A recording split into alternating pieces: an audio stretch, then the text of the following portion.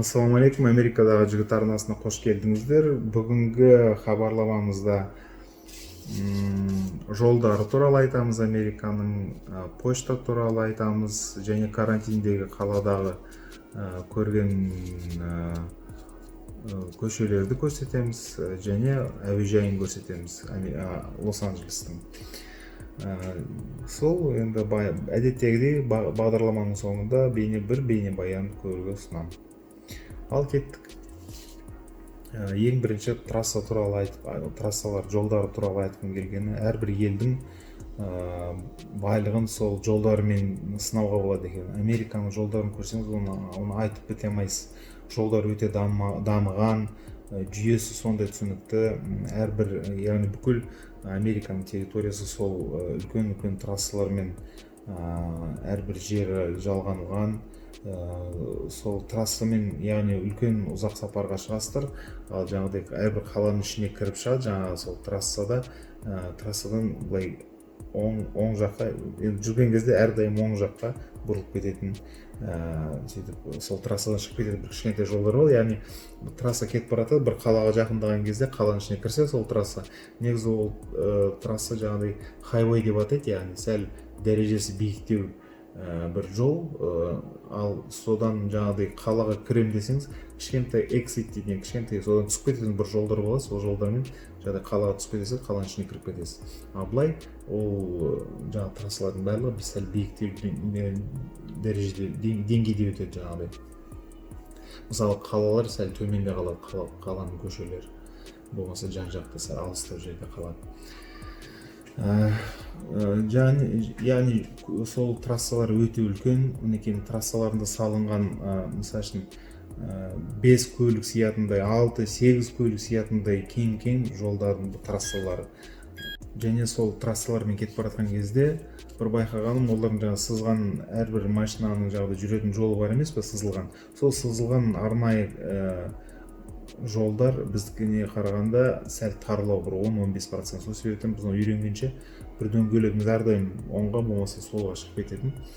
Соған зорға үйрендік әйтеуір. Сол Америкаға келетін болсаңыз, машина жалдап жүретін болсаңыз, соны байлаңыздар. Жолдағы жаңағыдай сызылған арнайы жолдар сәл тарлау біздікіне қарағанда. Бірақ жолдың өзі өте кең. Мысалы үшін 8 машина былай өтеді, 8 машина былай өтеді. 6 машина болмаса өте кең болады жаңағыдай трассалар. Қазір соны сіз көресіздер. Мен Американың үлкен жолдарының, үлкен трассаларының аты хайвей дейді, бірақ Лос-Анджелесте хайвей демейді, олар фривей дейді. Осындай жол, мінекей, бірақ олардың бөліп қойған машина жүретін жолдары сызылған, біздікінен сәл тарлау. Соны біз алғаш үйренгенше қиналдық, өйткені әрдайым дөңгелегіміз шығып кете береді мына сыртқа. Негізі мына жақтағы жылдамдықпен, керекті жылдамдықпен ешкім жүрмейді, одан аса жүреді. Бұндай хайвейлерде, трассаларда ешқандай камера жоқ, біздегі сергек сияқты. Мысалы мына жақта 65 миль шектеуі бар, одан артық жүруге болмайды деп жазылып тұр. Ал барлығы одан аса 70-80 жүреді. Ешкім шектеуден, былай айтқанда, шектеумен жүретін көліктер өте аз, барлығы содан асып жүреді. Ешқандай полиция жоқ, жолда қуалап жүретін, сендер асып кеттіңдер, үйттіңдер, биттіңдер деген. Қазақстаннан келгеннен әлде қайда қандай бостандық, ешқандай көңіл кең түсіретін нәрсе жоқ трассаларында. Мінекей енді трассалар осындай. Көріңіздер. Мінекей мына трассаларда осындай бір жол болады, карпул дейтін. Карпул, яғни машинаның ішінде 2 адамнан аз болмау керек. Мысалы, мына жақтағы машиналар бәрі жалғыз адам, тек қана жүргізуші бар. Сөйтіп солар кіре алмайды мына осы неге, осы жолға. Мына біз келе жатқан жол 2 адамнан астам, 2 адам болса, осы жолмен жүре бересің. Сонда жолың бөгілмей, жаңағыдай ап-ашық болады, жүресің. Ешкімге тіреліп қалмайсың. Мына жақта машина бітеліп қалады негізі. Мына жақтағы. оң жақтағы.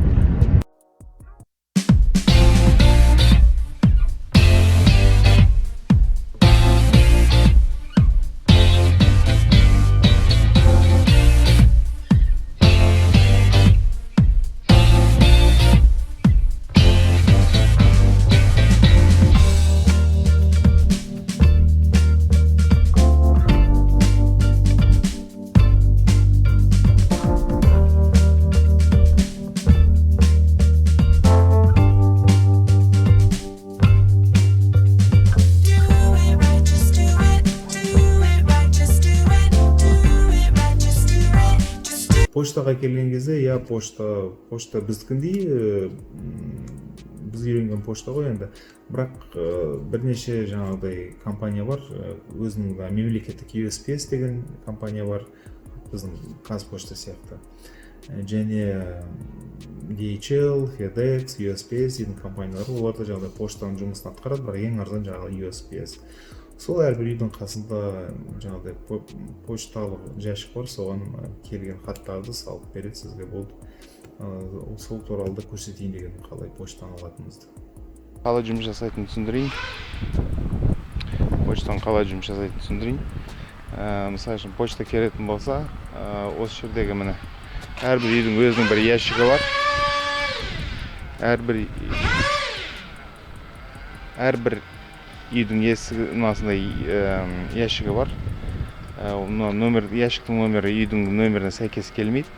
Төменгі жақта сәл үлкендеу заттар келетін болса, ана кілтті көріп тұрсыз ба сырттағы? Сол кілт сыртта тұрады, бос болса. Ал ішінде зат болса, онда кілт тұрмайды. Сол кілтті сіздің ящигіңізге салады. Сөйтіп сіз ол ящигіңізді ашып, сол кілтті табатын болсаңыз, яғни соның астыңғы үлкендеу салатын зат тұратын сол ящикті ашасыз да, керек затыңызды аласыз, сөйтіп кілтті солай сыртқа қалдырып кетесіз. Мына пакеттеріне ит ұстайтын адамдар итін үлкен дәретке алып шыққан кезде ана пакетпен боғын жинап жүреді. Сөйтіп мынаған салады. Ана шиқылдап атқан ана кішкентай машина бір ойнап жүр біреу. Үлкен кісі.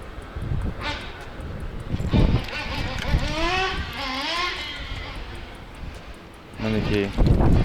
Мына қызыл бордюр, яғни мына жақта машинаны тоқтатуға болмайды, қуалдыруға болмайды, тұрақ қыла алмайсыз. Америкада қай бір жерде осындай қызыл бордюр көретін болсаңыз, машинаны тұрғызуға болмайды жерге.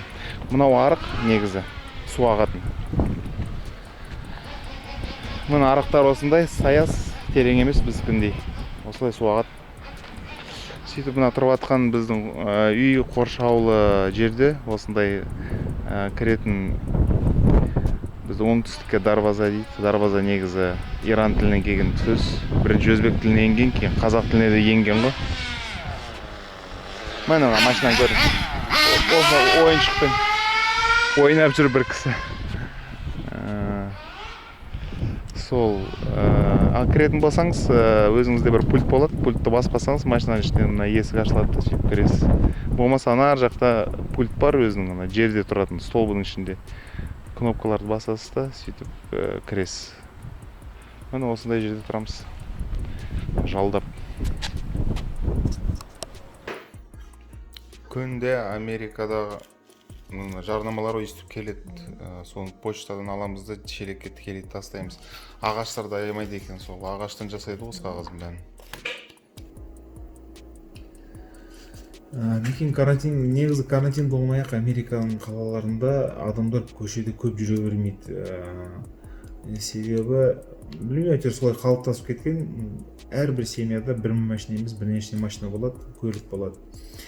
Сөйтіп жалпы өмірін қарайтын болсаң, мысалы біздің тұрып жатқан үйдің мына жеке үйі бар.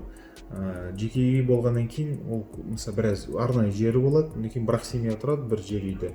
Яғни мысалы үшін қабат үйде бірнеше 20-30 семья тұрады ғой, яғни бір кішкентай жерде мысалы 20-30 семья тұрады, соның жаңа оған арнайы бір жаңағыдай парковка болады, көлік қоятын тұрақ болды. Ал яғни көп адамдар бір жерден машинамен ары-бері жүре береді да жаңағыдай.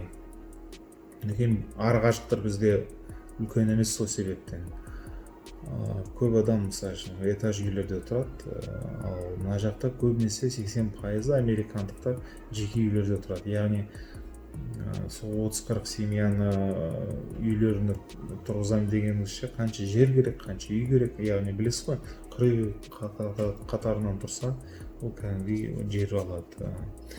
Сол себептен ба әйтеуір көлік дамыған ғой, өйткені бұлардың жерлері де өте көп. Мысалы Американы қарасаңыз, жаңағыдай жердің үлкендігі, яғни бірінші орында Ресей болса, екінші орында Америка сияқты өте жаңағыдай жер үлкен ел. Өйткені арақашықтар өте үлкен, сол себептен оның көліксіз жүру мүмкін емес. Және әрбір қалада автобус, жаңағыдай әлеуметтік муниципалдық көлік автобустар жүре бермейді. Ол да ақша тұрады ғой. Сол үшін көбінесе адамдар өзінің жаңағыдай көлігіне сенеді. Болмаса велосипед теуіп жүреді, болмаса жаяу ешкім жүрмейді. Бір көлік керек. Еш болмаса сол велосипед теуіп жүреді. Мынандай осындай елде, яғни машинасыз өмір сүру өте қиын. Сол себептен ба деймін, көшелерде көп адамды көрмейсіздер. Әсіресе қазір карантин болғаннан кейін тіпті адам аз. Енді қандай кадрларды түсіргенім сонда.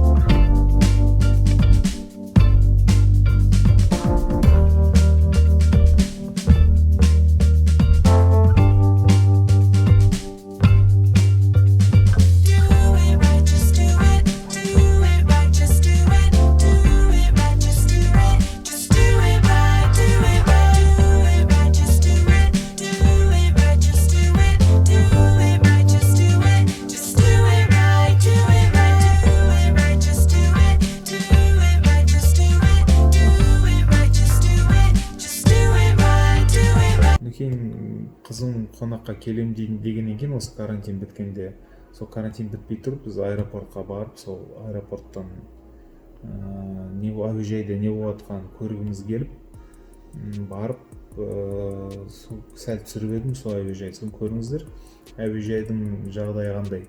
Қазір жабық, тек қана келетіндер, және қарсы алушыларға рұқсат берілген, жаңағыдай ғимаратына кіруге. Кейін тез кездесіп, оны алып кетуіңіз керек, әйтпесе негізі әуежай жабық. Әуежайда бостан бос жүруге болмайды, болмаса арестке алынасыз деген әрбір аз минуттың ішінде жаңағыдай жазылған, соны хабарлама ретінде аудио жүйесімен соны айтып отырады.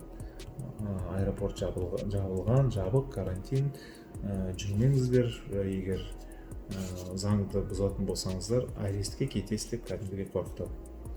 Соны көріңіздер. Міне Лос-Анджелес әуежайы. Адам жоқ деп айтуға да болады.